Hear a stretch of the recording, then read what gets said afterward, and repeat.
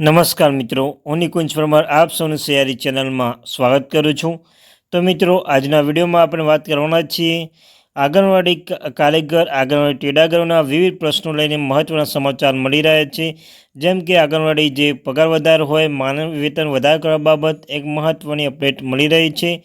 આંગણવાડી પગાર વધારો સહિત વિવિધ પ્રશ્નો ઉકેલ લાવવા મહત્ત્વની બાબત જે મહત્ત્વના સમાચાર કહી શકાય।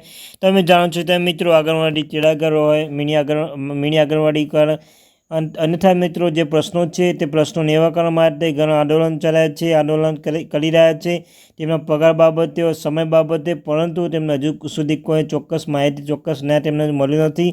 પરંતુ મિત્રો, તેવામાં મળતી માહિતી અનુસાર આંગણવાડી કાર્યકર તેડાગર માટે એક સારા સમાચાર કહી શકાય। તો આપણે તેના વિશે વિગતે ચર્ચા કરીશું। તે પહેલાં મિત્રો, વોટ્સઅપ ગ્રુપ, ટેલિગ્રુપ બંને બનાવ્યું છે, તેની લિંક ડિસ્ક્રિપ્શન મૂકું છું મિત્રો, અવશ્ય જોઈન થઈ જજો। તમને ચેનલ પર મિત્રો આંગણવાડી ભરતી, આંગણવાડી પગાર, આંગણવાડી અન્યથા કોઈ આંગણવાડી બાબતે કોઈ અપડેટ આવે તો જાણ કરવામાં આવશે। ચેનલ સબસ્ક્રાઈબ કરી બેલ આઇકન બટન દબાવવાનું ભૂલશો નહીં। તો ચાલો વિદ્યાર્થી મિત્રો, વધારે સમય ન બગાડતા આ વિડીયોની શરૂઆત કરું છું। આંગણવાડી પગાર બાબતે આંગણવાડી અન્યથા જે વિવિધ પ્રશ્નો છે તે ઉકેલવા લેવાયો મહત્વપૂર્ણ નિર્ણય। તો મિત્રો, શું છે સંપૂર્ણ બાબત કે બનાસકાંઠા બેઠક પરના જે સાંસદ બન્યા બાદ સતત તેમના વિસ્તારના લોકો સાથે ચર્ચામાં રહેતા રહે છે, તેવું સાંસદ બન્યા બાદ મિની અંબાજી સણંદર ખાતે ગયા હતા। ત્યાં મોટી સંખ્યામાં મહિલાઓ ગેનીબેન વિવિધ પ્રશ્નો બાબત રજૂઆત કરી હતી। બહેનોએ કહ્યું હતું કે 18 વર્ષ થયા તેમ છતાં તેમને ગ્રેજ્યુટી પણ નથી મળી। જો તે ગ્રેજ્યુટી રૂપિયાની વાત કરવા માટે જાય તો આ ઓનલાઈન કામગીરી છે એમ કહીને ગોળ ગોળ વાતો કરવામાં આવે છે। ઘણી બહેનોની ઉંમર થઈ ગઈ છે અને તેને રૂપિયાની જરૂર છે। આંગણવાડી બહેનોની પોતાની તકલીફોની રજૂઆત કરી છે। મહિલા ગેનીબેન રજૂઆત કરી હતી કે આંગણવાડી બાળકો માટે ભોજન બનાવવા 3 મહિનાથી તેલ આપવામાં આવતું નથી અને જો તે બાબતે વાત કરવા જોઈએ તો એવું કહેવામાં આવે છે કે તમારા પગારમાંથી તેલ લાવી દો।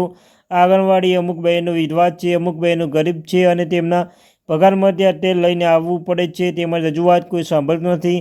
આ બહેનો માંગ કરી રહી છે કે જો એમને લેખિતમાં બાંયધરી આપવામાં નહીં આવે તો કોઈ પણ બહેનો તેલ ખરીદી શકશે નહીં।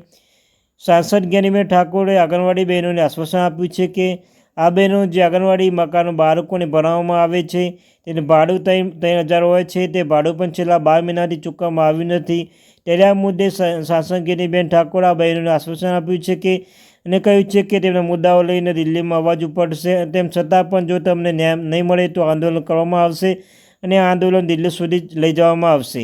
તો મિત્રો, જ્ઞાનીબેન ઠાકોરે જે અનેક જે આંગણવાડી કાર્યકર તેડાગરો જે પગાર બાબતે, સમય બાબતે હોય, અન્યથા જે તેમને બની શકે તેટલી માહિતી, જેટલી બની શકે તેટલી મદદરૂપ થવાની આશ્વાસન આપ્યું છે। તો મિત્રો, જો જાણશે શું આગળ આવશે પરિણામ। તો મિત્રો, આ હતી update. Thank you very much.